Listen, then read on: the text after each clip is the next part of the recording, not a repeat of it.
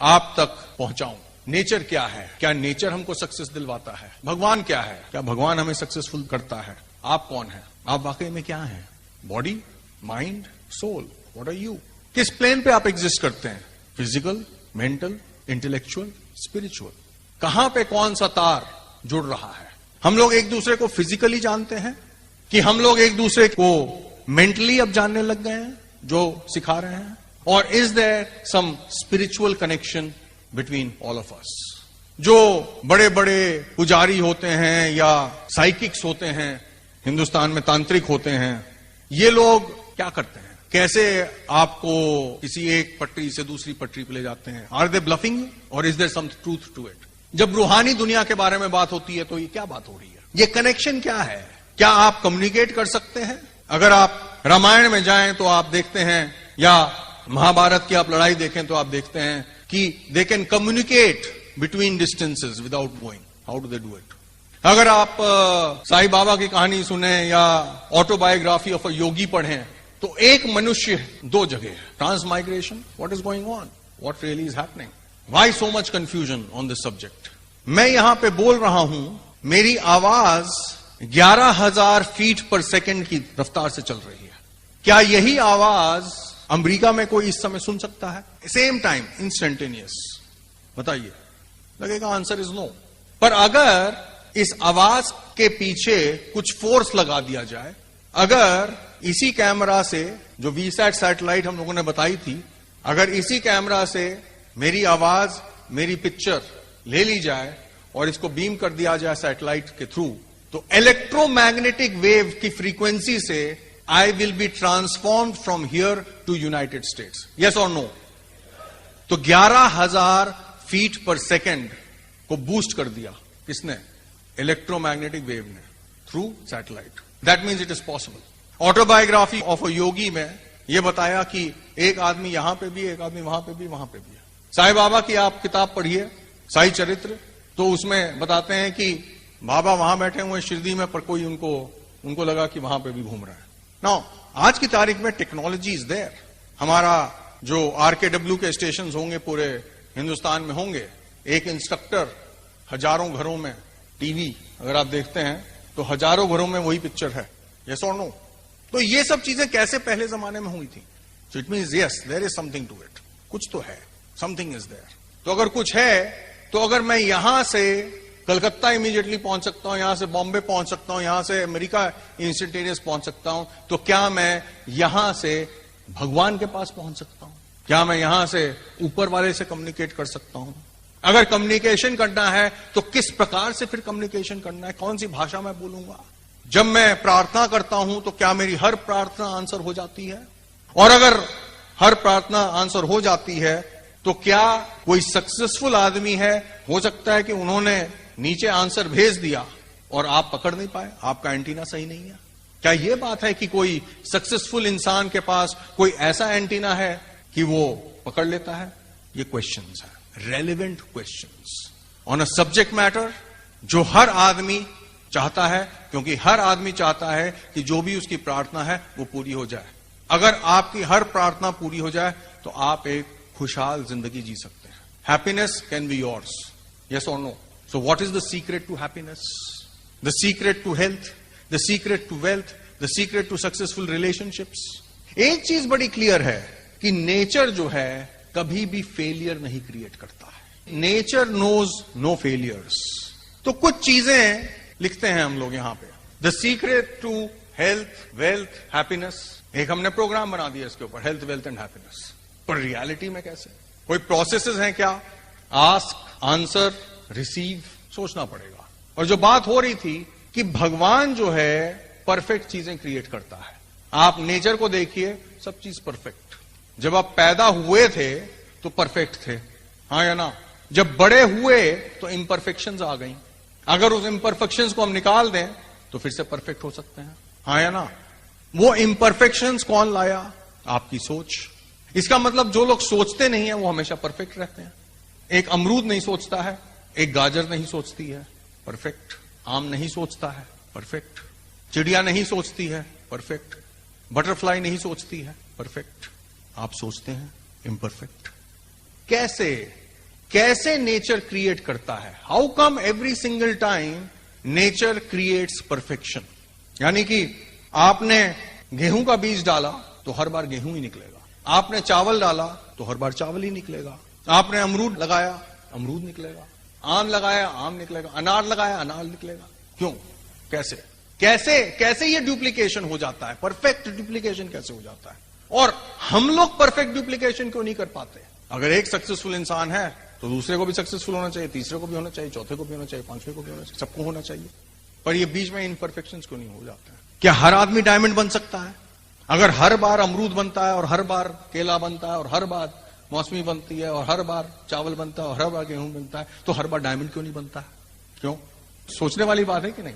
Nature जो है किस आधार के ऊपर उसको डुप्लीकेट करता है? What is the basis of duplication? इसका मतलब कोई मास्टर प्लान है, उसका ठप्पा पहले ही से है। Image is there. इसका मतलब अगर अनार बन रहा है और अनार का बीज हमने डाला है, तो इसका मतलब अनार की शेप, फीचर्स, इमेज उसी कहीं पे है और नेचर कुछ नहीं कर रहा है, सिर्फ उसको रेप्लिकेट कर रहा है। यस और नो? यस। अब साइंस इतनी आगे हो गई है कि साइंस ने इस चीज को समझ लिया। डीएनए, जो अमरूद का डीएनए है वही उसमें इमेज है उसकी, और आम के पेड़ में आम की इमेज है, आम के बीज में आम की इमेज है, चावल के बीज में चावल की इमेज है। इसका मतलब नेचर को एक चीज पता है कि अगर नेचर को इमेज मिल जाती है तो नेचर ऑटोमेटिकली उस इमेज को रेप्लिकेट कर देता है। हां या ना? It means that the creation is there in the image. Einstein को आइडिया कहां से आया? आइडिया कहां से आया? वो सोच कहां से आई? वो इमेज कहां से आई? ऊपर वाले ही ने उसको इमेज दी, और जैसे ही वो इमेज आई उसके दिमाग में, अगर उसने दिमाग के ऊपर फोकस कर दिया तो वो रियलिटी में कन्वर्ट कर गई। तो this is the process. That is why nature makes everything perfect. Thoughts, ideas, images जो मनुष्य के दिमाग में हैं, वो उसके सबकॉन्शियस माइंड में फ्रोजन नहीं है। जो बीज है, the difference between your mind, आपके माइंड में भी इमेज है, पर वो इमेज को हम लोग फ्रीज नहीं कर पाते हैं, वो इमेज चेंज होती रहती है। अगर उस इमेज को फ्रीज कर दिया जाए, जो आपके दिमाग में जो इमेज है, जो आपके दिमाग में जो सोच है, जो दिमाग में थॉट है, जो दिमाग में आइडिया है, उसको अगर परमानेंट फ्रीज कर दिया जाए तो नेचर कुछ करके उसको ले आएगा। पर चैलेंज क्या होती है कि वो इमेज जो है थोड़ी देर के लिए दिमाग में रहती है, फिर चेंज हो जाती है, फिर तो आती है, फिर चली जाती है, फिर आती है, चली जाती है। तो इसका मतलब वो चीज बन रही है और खत्म हो रही है, बन रही है और खत्म हो रही है, खत्म हो रही है, खत्म हो रही है। इसका मतलब that the creation is taking place first in the mind, and then the creation is taking place somewhere in this field, energy field, and then that creation is coming back into the physical realm. समझ में आया कि ऊपर से? Right? भगवान जो है मनुष्य के दिमाग को यूज करता है इनोवेशन के लिए। ये भगवत गीता में लिखा हुआ है, और इसी से एग्रीकल्चर एज आई, इसी से इंडस्ट्रियल एज आई, इसी से कंप्यूटर एज आई, इसी से इंफॉर्मेशन एज आई। इसका मतलब जो क्रिएटिव फोर्स है वो हमारे अंदर है, बाहर नहीं है। सक्सेसफुल आदमी को ये सीक्रेट पता है, that the creation is inside us, not outside. ये जो यहां पे ये सब जो है यहां पे, ये मेरी कल्पना है, इट इज इनसाइड मी। और जब मैंने ये कल्पना को बाहर निकाला और इसको मैंने फ्रीज कर दिया, लिख दिया, तो ये होएगा। इसलिए मैं बता सकता हूं कि 2.5 साल के अंदर ये हो जाएगा, खत्म।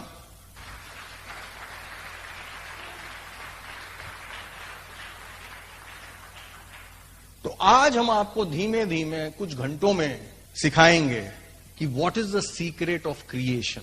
What is the secret of creation? Are you physical? Are you a physical human being? आंख देख रही है कि फिजिकल ह्यूमन बीइंग है आप, पर अगर मैं एक्सरे लगा दूं तो एक्सरे में कुछ और आप दिखेंगे, इलेक्ट्रॉन माइक्रोस्कोप लगा दूं तो आप कुछ और दिखेंगे। आप हैं क्या? ये हाथ है, ये हाथ लग रहा है सॉलिड है, पर इसके ऊपर अगर आप लाइट देखेंगे तो इस हाथ के थ्रू ये लाइट चली जाती है। कभी भी लाइट डाल के देख लीजिए, टॉर्च आप देखते हैं ना। सपोज इस हाथ को, ये सॉलिड हाथ है, सो कॉल्ड सॉलिड हाथ है, अगर इसके ऊपर माइक्रोस्कोप लगा दिया जाए और उसको कॉन्सेंट्रेट करते चले जाना है, तो सबसे पहले अगर हम देखेंगे, एक्सरे देखेंगे, तो क्या होगा? डिपेंड करता है कि किस फ्रीक्वेंसी से आप इस हाथ को देख रहे हैं।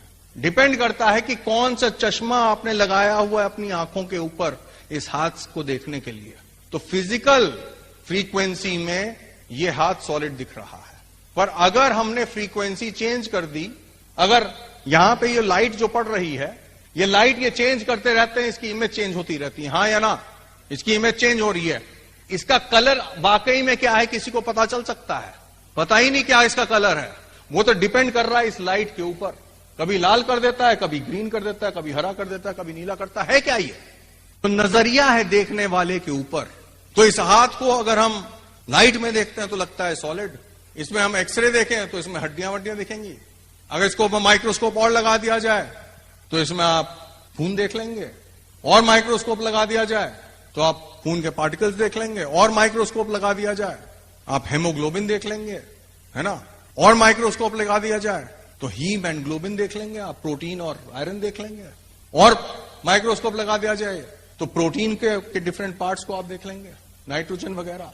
और माइक्रोस्कोप लगा दिया जाए मॉलिक्यूल देखेंगे आप, और माइक्रोस्कोप लगा दिया जाए तो आप एटम देखेंगे, और देख लिया जाए इलेक्ट्रॉन माइक्रोस्कोप के अंदर देख लिया जाए तो आप खाली देखेंगे, केवल कुछ इलेक्ट्रॉन घूम रहे हैं। दीपक चोपड़ा ने पूरी अपनी जिंदगी इसी चीज फील्ड के ऊपर निकाल दी कि everything is existing at least at 2 levels, एक फिजिकल लेवल और एक क्वांटम वर्ल्ड में। फिजिकल वर्ल्ड वो है जो सॉलिड लगता है, क्वांटम वर्ल्ड वो है जो वाइब्रेशनल मोड में है। तो everybody is vibrational.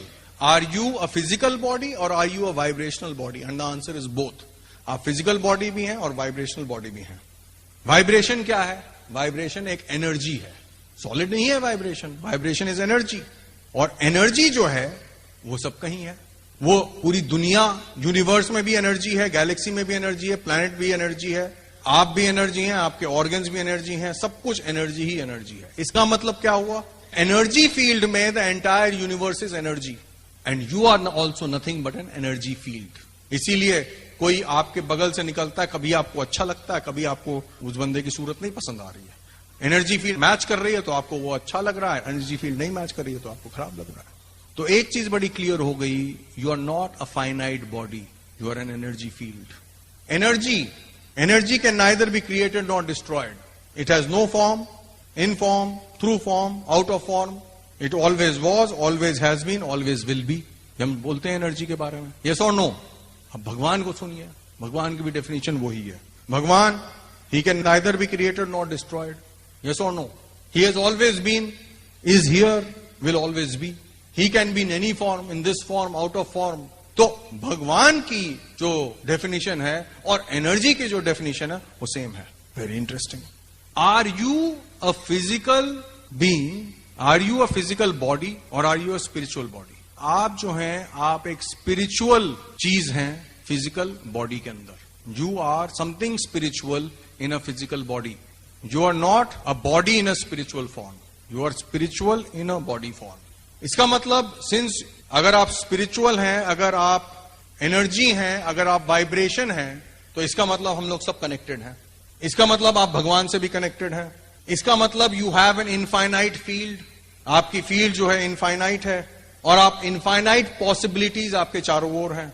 One thing is very clear, जो एनर्जी है हमारे पास, अगर हम पोटेंशियल एनर्जी देखें, You can light up an entire city for 1 week. अगर हम अपने बॉडी के अंदर, अगर हम एटॉमिक एनर्जी देखें, तो इस बॉडी में इतनी एटॉमिक एनर्जी है कि हम एक किसी भी बड़े शहर को 1 हफ्ते तक लाइट दे सकते हैं। This is what you are. Proven चीज मैं बोल रहा हूं। दूसरी अमेजिंग चीज है द ह्यूमन ब्रेन। जो ब्रेन के अंदर जो कनेक्शंस होते हैं, जो नर्व सेल्स के बीच में जो कनेक्शंस होते हैं, और उस कनेक्शन के द्वारा इंफॉर्मेशन जो होती है, वो जो कनेक्शंस हैं ब्रेन के अंदर, दैट इज 2 × 10⁻13। दैट 2 × 10⁻13 जितने एटम्स पूरे वर्ल्ड में हैं, उससे ज्यादा है एक ब्रेन में। जो connections in between the nerve cells of the brain are more than all the atoms in the world put together. अगर हम आपकी बॉडी का एक सेल ले लें और उस सेल का एक डीएनए ले लें, उस डीएनए के अंदर इतनी इंफॉर्मेशन है that it is equal to 30 volumes of encyclopedia. 30 volume encyclopedia की आपके एक बाल के सेल से उसका जो डीएनए ले लिया जाए, अगर उसको खोला जाए उस डीएनए को, तो ये सब ऑलरेडी प्रूव हो चुका है। जो मैं चीजें कह रहा हूं, there is already a project in the world called the human genome project. 30 volumes of encyclopedia is inside one cell of your body. मैं क्यों ये सब चीजें बता रहा हूं? मैं इसलिए ऐसा आपको बता रहा हूं कि आपको कुछ आइडिया ही नहीं है कि आप क्या हैं। नंबर 1, आपको ये भी आइडिया नहीं है कि कितना पोटेंशियल आप में है। थोड़ा सा अगर आइडिया आपको ये सब हो जाता है तो फिर हम आगे बढ़ सकते हैं कि कैसे, व्हाट इज द सीक्रेट। अगर हम उस दुनिया में चले जाएं जहां पे इतने तरीके का पोटेंशियल है, तो वहां से फिर हम एनर्जी को कैप्चर कर सकते हैं, वहां से हम कुछ क्रिएट कर सकते हैं। तो who am I? I am soul. मैं सोल हूं, मैं आत्मा हूं, मैं एनर्जी हूं, मैं वाइब्रेशन हूं। वाइब्रेशन भी 2 तरीके हो गए। पॉजिटिव वाइब्रेशन है, आपको पॉजिटिव फीलिंग देते हैं, नेगेटिव वाइब्रेशन नेगेटिव फीलिंग देते हैं। जो पॉइंट है, हाउ इज क्रिएशन डन।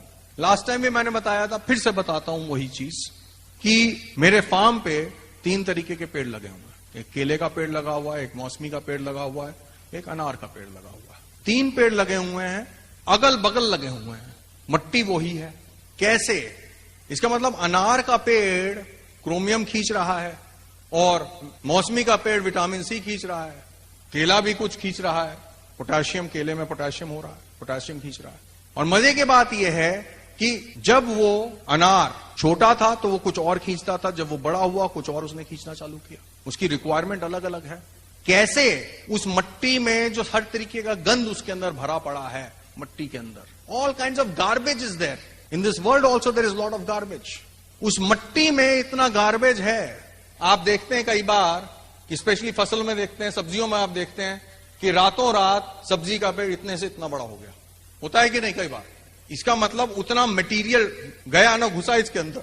अगर रात को मैं उस सब्जी के पेड़ में माइक्रोस्कोप लगा दूं और इसकी वीडियो फिल्म लगा दूं रात भर, तो इसका मतलब जितना मटेरियल इसके अंदर गेन हुआ है, ये कल तक इतना था, आज ये इतना हो गया।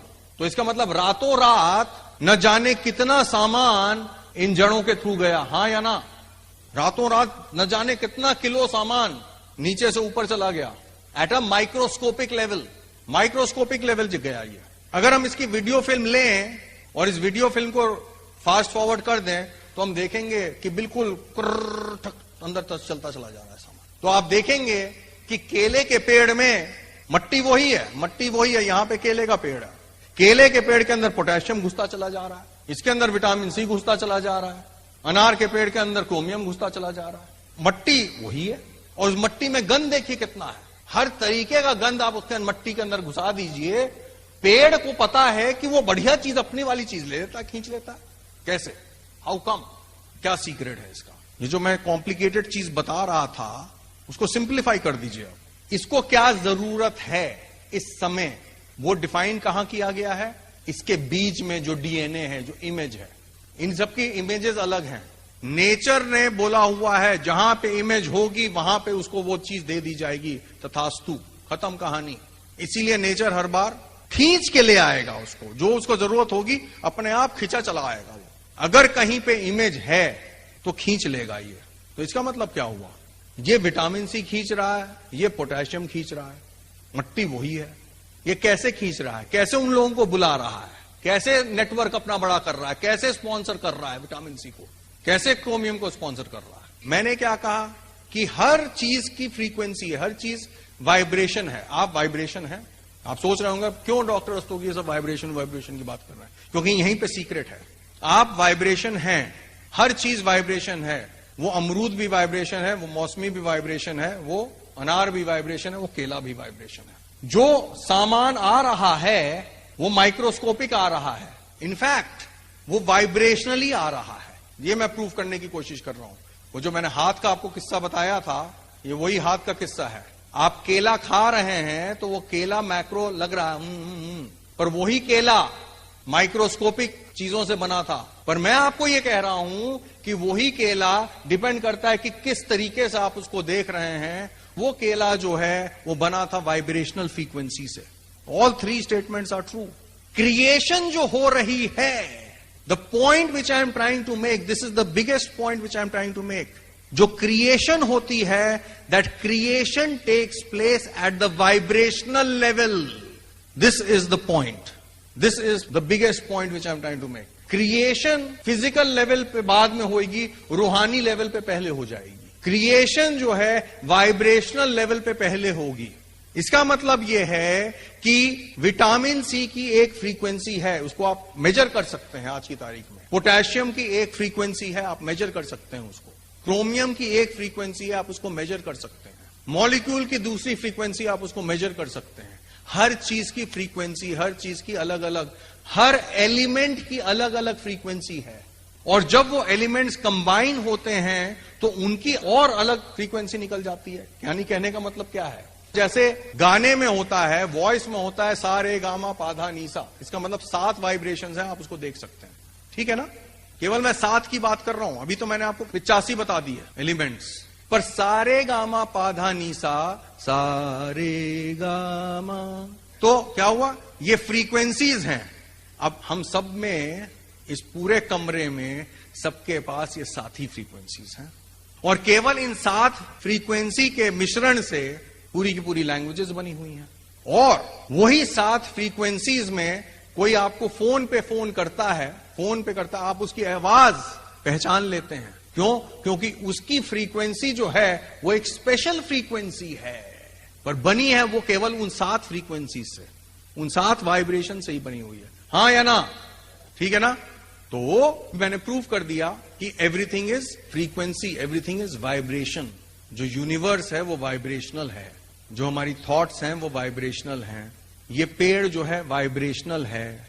अब होती है सेकेंड चीज, लाइक अट्रैक्ट्स लाइक. यहां पे एक चीज है कि अगर मैंने टंग किया तो वो दूसरा घंटा भी बजने लग जाता है मंदिर में. कभी आपने दरवाजा यहां पे बंद किया तो पता चला वो खिड़की खनक गई वहां पे. होता है कि नहीं? रेजोनेंस.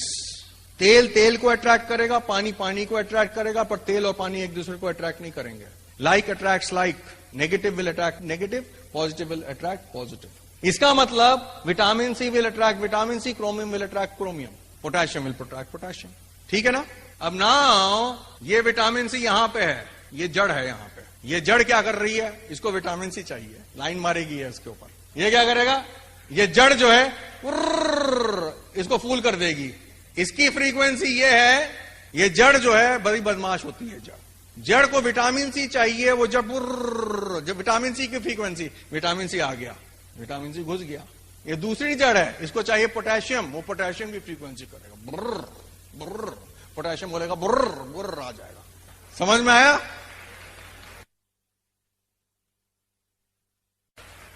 लॉ ऑफ अट्रैक्शन सबसे बड़ा लॉ है. जो सक्सेसफुल लोग हैं वो इस सीक्रेट को जानते हैं. Law of attraction, if you see it in your mind, you are going to hold it in your hand. सबसे बड़ा सीक्रेट ये है. अगर आप उसको अपने दिमाग की इमेज पे फ्रीज कर सकते हैं तो आप एक दिन उसको अपने हाथ में पाएंगे. This is the secret, law of attraction. इसका मतलब thoughts become things. Thoughts become things. इसको आप रिपीट करिए. Thoughts become things. सोच बनती है वस्तु, सोच बनती है वस्तु, सोच बनती है वस्तु. Thought has frequency.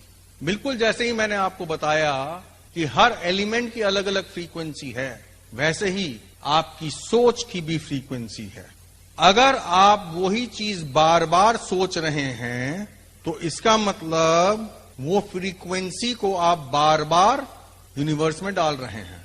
If you think repeatedly you emit that frequency frequently.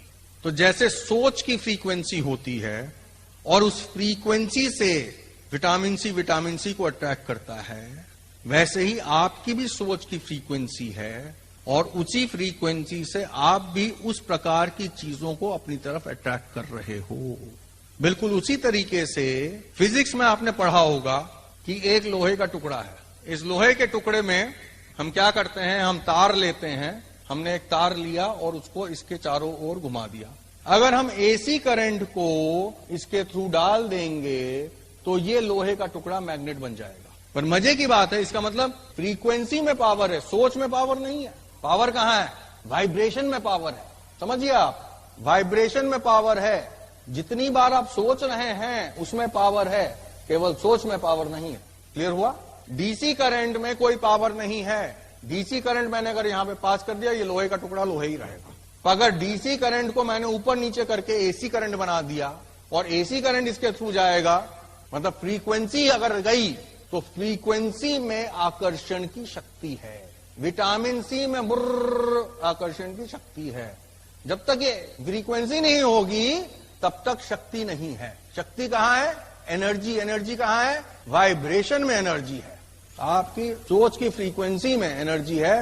बार बार जितनी बार आप सोचेंगे उसमें आपकी एनर्जी, उसमें पावर अब बढ़ रही है। अब आप समझिए, जब ये एक सिंपल सा एसी करंट इस लोहे के टुकड़े को मैग्नेट कर देता है तो आपकी जो सोच की फ्रीक्वेंसी है वो आपको मैग्नेट बना देती है। Hello, this is another very big secret. मेरी सोच की frequency makes me into a magnet and the human magnet is the most powerful magnet in the world. The law of attraction एक यूनिवर्सल लॉ है। Universal law का मतलब ये एक infinite power है। जैसे ग्रेविटेशनल फोर्स यूनिवर्सल लॉ है। Gravitational force था, है, रहेगा। अमेरिका में भी है, हिंदुस्तान में भी है। हर रिलीजन के लिए ग्रेविटेशनल फोर्स है। बिल्कुल उसी तरीके से लॉ ऑफ अट्रैक्शन जो है वो यूनिवर्सल फोर्स है, यूनिवर्सल लॉ है। ये यूनिवर्सल लॉ बुद्धा के जमाने में भी था, उससे पहले भी था, आज भी है, कल भी रहेगा। ये यूनिवर्सल लॉ अगर आप स्टडी करते हैं कुरान को, गीता को, बाइबल को, तो ये यूनिवर्सल लॉ वहां पे लिखा गया है। It's true. Every thought of yours is a real thing, a force. Prentice Mulford ने ये लिखा। कब? 1834 में।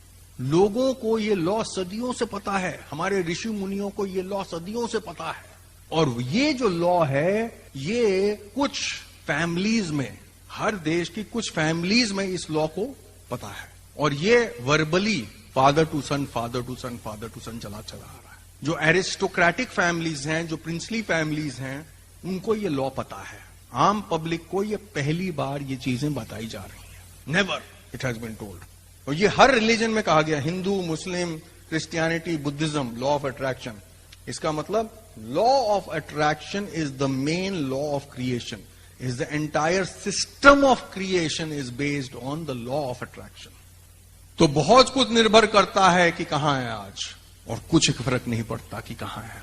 दोनों स्टेटमेंट सही है, क्योंकि सोच बदलने में कितना समय लगता है? सेकंड लगते हैं, ठक ठक ठक ठक। पर प्रॉब्लम क्या हो जाती है? आप यहां पे हैं, एक्साइटेड हैं, टेम्पो हाई है, यहां पे सोच आपकी पॉजिटिव है, यहां से जाएंगे आप, सीना चौड़ा होते हो जाएंगे, 10 लोगों को स्पॉन्सर कर देंगे, खट खट खट खट खट। फिर क्या होगा? आपकी जो पुरानी सोचें हैं, पुरानी यादें हैं, पुराने संस्कार हैं, पुराने हुआ है, वो आपको कैप्चर कर लेंगे। आप फिर वहीं गए। You are a slave of your past programming, you are a slave of your past thoughts. And if you want to be free, you have to be free from your past thoughts. अगर आपको वाकई में आजादी चाहिए तो आपको आजादी लेनी पड़ेगी अपनी पुरानी सोच से। और क्योंकि आप हर समय सोचते रहते हैं, इसलिए हर समय क्रिएशन हो रही है। अच्छी हो रही है या बुरी हो रही है? हो रही है। इसलिए कभी भी फोकस उस पे मत करो जो आपको चीज नहीं चाहिए, और हमेशा फोकस उस पे करो जो चीज आपको चाहिए। अगर आपकी सोच सकारात्मक है तो सकारात्मक लोग आपकी जिंदगी में आएंगे, सकारात्मक चीजें आपकी जिंदगी में होंगी। और अगर आपकी सोच नकारात्मक है तो सब रोंदूमल आपकी जिंदगी में आएंगे, रुलाते रहेंगे, खुद भी रोते रहेंगे और आपको भी रुलाते रहेंगे। अगर आप बीमारी के बारे में ज्यादा बात करेंगे तो बीमारी आपके पास आ जाएगी। इसका मतलब आपका माइंड शेप्स एवरीथिंग। इसका मतलब बड़ी डेंजरस चीज है ये दोहरी तलवार है। और जो सक्सेसफुल लोग होते हैं उनको ये चीज पता है, इसलिए वो लोग बड़े ध्यान से सोचते हैं, इसलिए वो लोग समय निकाल लेते हैं अपनी जिंदगी में सोचने के लिए और बड़े ध्यान से सोचते हैं। और इसीलिए आज मैंने आपको सुबह कहा था कि आप उठने के बाद और ब्रश करने से पहले एक जगह अपनी बना लीजिए सोचने के लिए, सकारात्मक सोच, एटीट्यूड ऑफ ग्रेविट्यूड। इसका मतलब एक चीज बड़ी क्लियर हो गई कि हम मास्टर हैं अपनी जिंदगी के। If we can master our thoughts, we can master our life. Yes और no? If we can master our thoughts, we can master our life. This is the biggest secret. अब मेन चीज आता है कि कैसे पता चले कि आप सही सोच रहे हो कि गलत सोच रहे हो। आप सोच तो हर समय रहे हो, उसके बारे में बताते हैं अभी। पर जब भी आप किसी चीज को रेजिस्ट करोगे, आपको वो चीज नहीं चाहिए, वही चीज आएगी। अगर वॉर अगेंस्ट पॉवर्टी होगी तो पॉवर्टी आएगी, you will create more poverty. War against drugs, you will create more drugs. War against terrorism, ज्यादा टेररिज्म उस देश में होगा। वॉर अगेंस्ट कैंसर, उस देश में कैंसर की फ्रीक्वेंसी ज्यादा बढ़ जाएगी। वॉर अगेंस्ट वायलेंस, वायलेंस आ जाएगा। War against anger, war against hunger, भुखमरी वहां पे ज्यादा आएगी। क्यों? क्योंकि पूरी जनता वहां पे फोकस कर रही है उस चीज के ऊपर। हर न्यूज़पेपर बोल रहा है वॉर अगेंस्ट टेररिज्म, तो सब लोग उस दिन सुबह सोच रहे हैं टेररिज्म टेररिज्म टेररिज्म टेररिज्म। इसका मतलब क्या होगा? ज्यादा टेररिज्म होगा, ज्यादा टेररिज्म होगा, ज्यादा टेररिज्म होगा। So what you resist persists, ये लिख सकते हैं आप। What you resist persists. तो ये जो सक्सेसफुल लोग हैं उनको ये चीज पता है। पॉलिटिशियंस इसका बड़ा यूज करते हैं। लोगों के दिमाग में वो चीज आनी चाहिए। It's a PR campaign.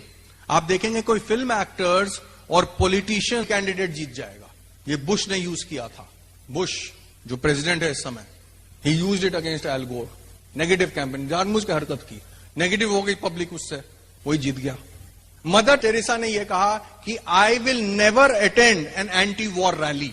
Mother Teresa बोली थी कि मैं कभी भी एंटी वॉर रैली को नहीं अटेंड करूंगी, but I will always attend a peace rally. क्या समझे आप? कुछ अंतर है, लफ्जों का बड़ा अंतर हो जाता है बहनों भाइयों। तो be pro peace, don't be anti war, मतलब वही है। आप ये नहीं कह सकते कि बारिश नहीं आए, बट जरूर बारिश आएगी, क्योंकि आपने बारिश देख लिया, बारिश लिख दिया, बारिश देख ली। बारिश नहीं आए नहीं कर सकते। सूरज निकलेगा आज, सूरज निकलेगा आज, ठीक है ना। सुबह सुबह अभय सिंह ने मुझे फोन किया था कि आगरा में जी ये हो गया, वो हो गया, वो हो गया। आपने किया था फोन, तो मैंने आपको क्या बोला था? मैंने वायलेंस के बारे में बिल्कुल बात ही नहीं की आपसे, याद है? नहीं, आपको शायद याद है। मैंने बोला साफ हो गया, दोपहर तक बिल्कुल सब ठीक हो जाएगा, मैंने यही कहा। और मैंने बात ही नहीं कि मैंने फोन काट दिया। मैंने बोला तुम कहां इन चक्रों में पड़े हो, बंद करो। यही कहा था ना मैंने, क्योंकि मैं उस चीज के ऊपर फोकस ही नहीं करना चाह रहा था। मैं शांति पे फोकस करना चाहता है, शांति हो जाए तो शांति हो गई, सिंपल। तो जब हम क्रिटिसाइज करते हैं किसी को, if I criticise my opponent, my energy is going towards the opponent. Frequency, आपने विटामिन सी को क्रिटिसाइज किया, विटामिन सी तो बोल दिया ना, तो फ्रीक्वेंसी तो विटामिन सी की हो गई ना, वही विटामिन सी आपके पास आ जाएगा। समझ में आया? Don't criticise your opponent. तो दिमाग को कैसे स्थिर करना है ये सीखना पड़ेगा हमें। कैसे अगर प्रॉब्लम है कहीं पे, कैसे अपने दिमाग को उस प्रॉब्लम से हटाना है, यहां पे ले आना है, न्यूट्रल में कर दो अपना दिमाग।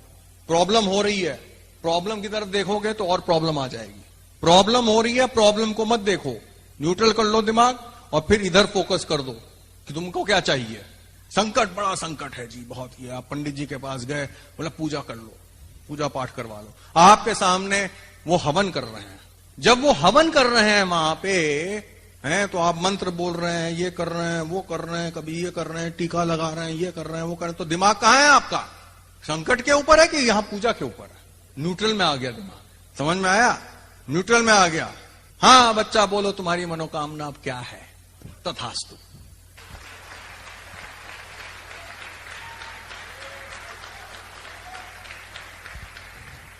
जब आपका अंदरूनी आवाज और विजन ज्यादा इंपॉर्टेंट हो जाता है दूसरों की आवाज और ओपिनियन से, उस दिन आप अपनी जिंदगी के मास्टर बन गए। When the voice and vision on the inside becomes more important than the voices and opinion on the outside, you have mastered your life. इसीलिए सेल्फ टॉक यहां पे इतनी इंपॉर्टेंट है। Self talk, when your internal self talk and imagination is much more important, जब वो ज्यादा important हो जाता है, दूसरे क्या कह रहे हैं, दूसरे क्या कर रहे हैं, उस दिन आपकी जिंदगी आपके हाथ में आ गई। तो लोग क्या कहते हैं, कुछ तो लोग कहेंगे, लोगों का काम है कहना। छोड़ो यार बेकार की बातों में, छोड़ो बेकार की बातों में कहीं बीत न जाए रहना, कुछ तो लोग कहेंगे, लोगों का काम है कहना।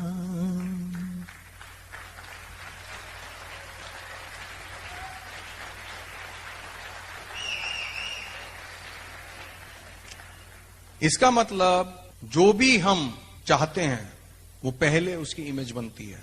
वैन गो, अब्राहम लिंकन, राइट ब्रदर्स, पहला प्लेन जिसने बनाया था, उससे पहले तो प्लेन बना नहीं था। तो सोचिए उसने कैसे प्लेन बनाया होगा। उसने वो प्लेन पहले अपने दिमाग में बनाया होगा, हाँ या ना, और फिर वो हकीकत में आया। और जितनी भी हिस्ट्री है, इसीलिए हिस्ट्री याद रखती है, विजनरीज के रिजल्ट्स को हिस्ट्री याद रखती, इसीलिए विजनरी उसको बोलते हैं, बिकॉज दे कैन विजन। दृष्टि से कुछ नहीं होता, दूरदृष्टि होनी चाहिए, दूरदृष्टि, जो हम देख नहीं सकते हैं आंखों से, दिमाग के पर्दे के ऊपर जो आप देख लेते हैं वही होता है। You are the mental architect of your own destiny. Jack Nicklaus एक बहुत बड़ा गोल्फ प्लेयर था, टाइगर वुड्स आज का बहुत बड़ा गोल्फ प्लेयर है। ये दोनों की दोनों एक टेक्निक यूज करते हैं। How they become one of the greatest golfer's in the world. ये दोनों प्लेयर्स जो हैं, इन्होंने अपनी आदत बना ली है, आंखें खुली होती हैं, पर स्ट्रोक हिट करने से पहले इनके दिमाग में ये एक टेप चला लेते हैं कि कैसे मैं बॉल को मार रहा हूं, कैसे बॉल जाएगी, कहां पे एक फ्लैग है, कहां पे बॉल गिरेगी, और गिरने के बाद कैसे बॉल रोल होगी। इन्होंने ये मूवी बना ली अपने दिमाग में शॉट मारने से पहले, और तब ये शॉट मारते हैं, और इसलिए ये लोग हमेशा जीतते हैं।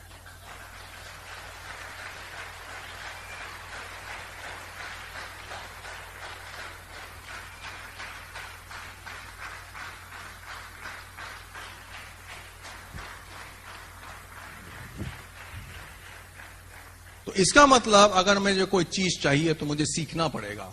मुझे यह सीखना पड़ेगा कि जो मेरे दिमाग के ऊपर जो टीवी स्क्रीन है, आंखों के पीछे दिमाग के सामने एक टीवी स्क्रीन होता है, वहां पे इमेज हमको बनानी पड़ती है। कभी भी आप किसी साइकिक को देख लीजिए, कभी भी किसी तांत्रिक को देख लीजिए, अगर वो कुछ प्रिडिक्ट कर रहे हैं, उनकी आंखें जो है थोड़ी सी ऊपर जाके धुंधलाने से लगती हैं, हाँ या ना। वहीं पे पर्दे को देख रहे हैं, पर्दे के ऊपर वो आपको चला रहे हैं कि आपके साथ क्या होने जा रहा है। वही चीज आपको सीखनी पड़ेगी। जीसस क्राइस्ट ने ये कहा था, if you can see it and believe it, you can do it. और ये अब जो जीसस क्राइस्ट ने कहा था, ये हम लोग बड़े कूली अपने बिजनेस में बड़े आराम से बोलते हैं, see it, believe it, do it. चकचेली बोल रहे थे ना, तो ये जीसस क्राइस्ट की स्टेटमेंट है। If you can see it and believe it, you can do it. You can do even greater things that you are capable of. If you can see it and believe it and you can do it. और दूसरा जो statement है, whatever the mind can conceive and believe it can achieve. यहीं से statement सब आ रहे हैं, और ये बहुत बहुत बहुत पुराने स्टेटमेंट्स हैं। वॉट एवर, जो भी हम कंसीव कर सकते हैं, विचार कर सकते हैं, सोच सकते हैं, बिलीव कर सकते हैं, हम अचीव कर सकते हैं। इसका मतलब यह है कि चाहे जितनी भी परेशानियों से हम गुजर रहे हैं, चाहे जितनी भी टफ लाइफ, उस समय परिस्थिति आपकी बड़ी टफ है, उस समय आपके सोच कैसी है? क्या उस समय भी आप अपनी सोच में वो सोच देख रहे हैं कि आज की टफनेस की सोच देख रहे हैं? अगर आज आपने टफनेस की सोच देखी, आज की परिस्थिति की सोच आपके दिमाग पे आ गई, तो वही परिस्थिति ज्यादा टाइम तक चलेगी। पर जब हम बुरे हमारे हाल हैं, फटीचर हमारे हाल हैं, पर अगर मेरी सोच एक करोड़पति की सोच है, तो वो सोच फिर से आपको करोड़पति बना देती है। और यही रीजन है बहनों और भाइयों,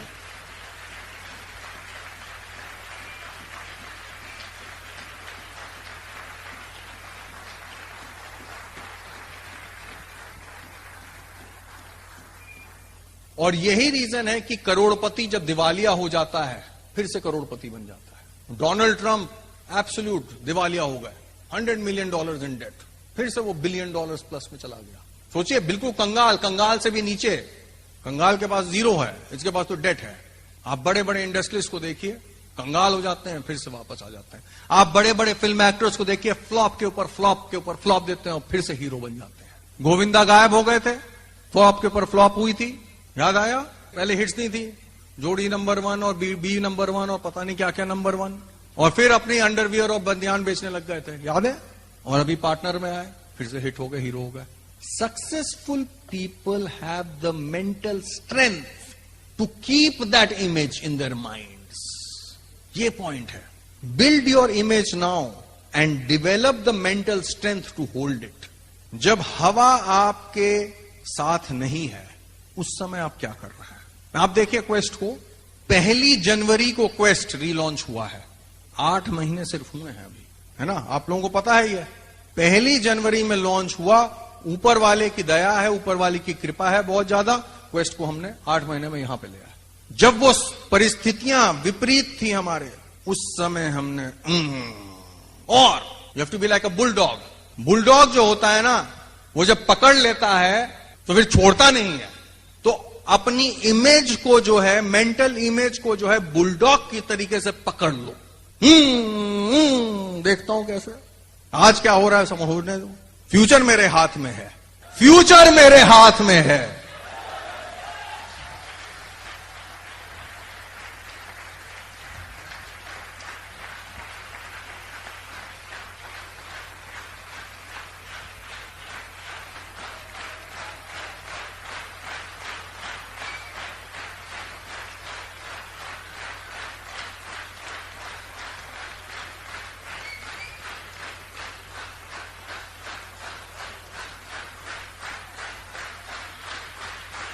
अब एक और सीक्रेट बताते हैं। अगर मेरी सोच इसका मतलब सही है तो मैं सही दिशा में चल रहा हूं, और अगर मेरी सोच गड़बड़ है तो मैं गड़बड़ दिशा में चल रहा हूं। क्यों? ठीक? यस। तो कैसे पता चलेगा कि मैं सही दिशा में चल रहा हूं कि गलत दिशा में चल रहा हूं? कोई गाइडेंस सिस्टम है क्या? आज मैं आपको बता रहा हूं that the rich people have a guidance system. It's called an emotional guidance system. Emotional guidance system, जैसे रेडार का गाइडेंस सिस्टम होता है प्लेन का, वैसे ही हमारी बॉडी में भी एक इमोशनल गाइडेंस सिस्टम है। इसका मतलब क्या है? इसका मतलब how you feel is much more important and it tells you what you are thinking, how you are thinking. अगर आप सही सोच रहे हैं, बढ़िया सोच रहे हैं, तो आपकी फीलिंग बढ़िया होगी, और अगर आप घटिया सोच रहे हैं तो आपकी फीलिंग घटिया होगी। ये कभी नहीं हो सकता कि आप बढ़िया सोच रहे हैं और फील कर रहे हैं बेकार। सोचिए, कभी हो सकता है? नो। यहां पे 1:1 मैच है। अगर मेरी सोच सही है then I will feel good, I will feel good. इसलिए दक्षिणा दो, दक्षिणा दे दो, you will feel good, then good things will come to you. मैं किसी भी नए शहर में कभी भी जाता हूं, कभी भी, तो मैं ढूंढता हूं कि किसी को मैं ना कुछ दक्षिणा दे दूं। मैं प्रोस्पेक्टिंग के लिए किसी शहर में गया या कहीं पे मीटिंग करने के लिए गया कुछ शहर में, जो भी पहला कोई भी आदमी आता है जिसको नीड है, मैं उसको फट से निकाल के दे देता हूं। वो भी मुझे दुआ देता है, मैं भी I feel also good, I am in good feeling, good feeling. मुझे शहर में गुड फीलिंग आ गई, इसका मतलब इस शहर में good people will come to मी।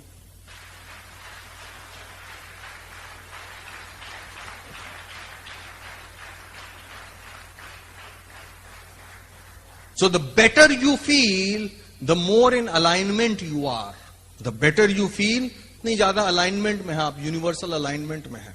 इसका मतलब यह है कि इफ यू फील गुड, आप सही दिशा में है, आप करते रहिए जो आप कर रहे हैं। And if you feel bad, इसका मतलब कुछ गड़बड़ है, एडजस्ट करिए। बैड फीलिंग क्या होती है? बैड फ्रीक्वेंसी आती है, बैड फ्रीक्वेंसी आती है, बुरी नजर, bad frequency, guilt, anger, frustration, jealousy, ये सब गंदी गंदी चीजें होती हैं, दूर रखो इनको। दिल साफ रखो, बोलते नहीं, दिल साफ होना चाहिए। आपके नेटवर्क में साफ दिल वाले हैं कि खड़ूस बैठे हुए हैं? अगर साफ दिल वाले हैं आपके नेटवर्क में, आपका नेटवर्क बढ़ेगा। क्वेस्ट हमारा इसलिए बढ़ रहा है क्योंकि मेरे नेटवर्क में सब साफ दिल वाले हैं।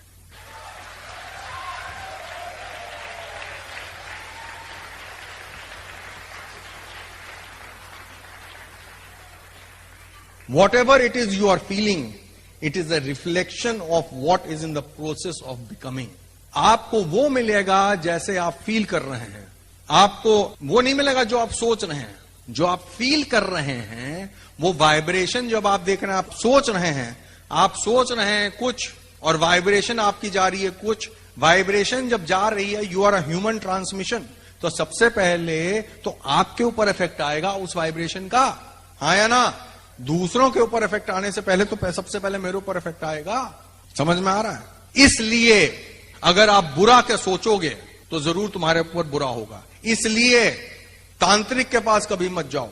हाँ, मैं बता रहा हूं, कोई भी तांत्रिक की मौत कभी अच्छी नहीं हो सकती, हमेशा बुरी मौत होगी ये तांत्रिक की, क्योंकि वो बुरा सोचता है। कभी कोई तांत्रिक बढ़िया सोचता है? बताइए मुझे। बुरा सोचता है वो, इसका बुरा करवा दो, इसका ये करवा दो, इसका वो करवा दो। बेटा गया तू काम से, मुझे तो कुछ नहीं होने वाला क्योंकि मेरे पास कवच है, गुड फीलिंग का कवच है। I feel good. तेरी फीलिंग आएगी, बैड फीलिंग रिफ्लेक्ट होकर तेरे पास जाएगी। जा।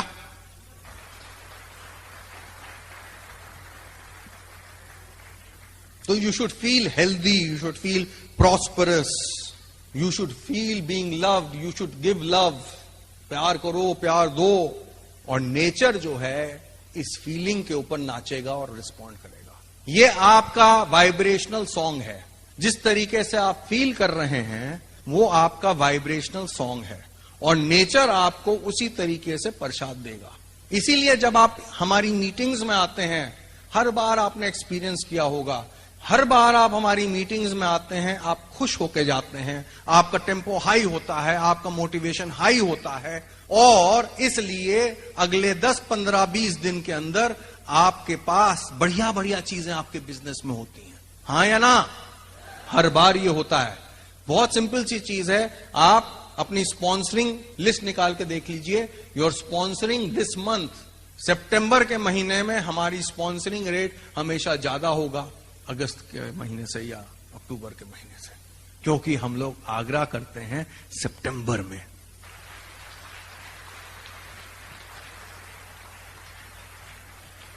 What you think and what you feel and what you manifest, जो आपको मिलेगा, ये परफेक्ट मैच है, 1:1 मैच है। इसका मतलब जो हम सोच रहे हैं, जो मेरी सोच है, जैसे मैं फील कर रहा हूं, वही मुझे मिलेगा। ये परफेक्ट है। यहां पे गड़बड़ नहीं कर सकती नेचर, क्योंकि नेचर इज ऑलवेज परफेक्ट। अमरूद का बीज अमरूद देगा, अमरूद ही बनाएगा, वो कुछ और नहीं बना।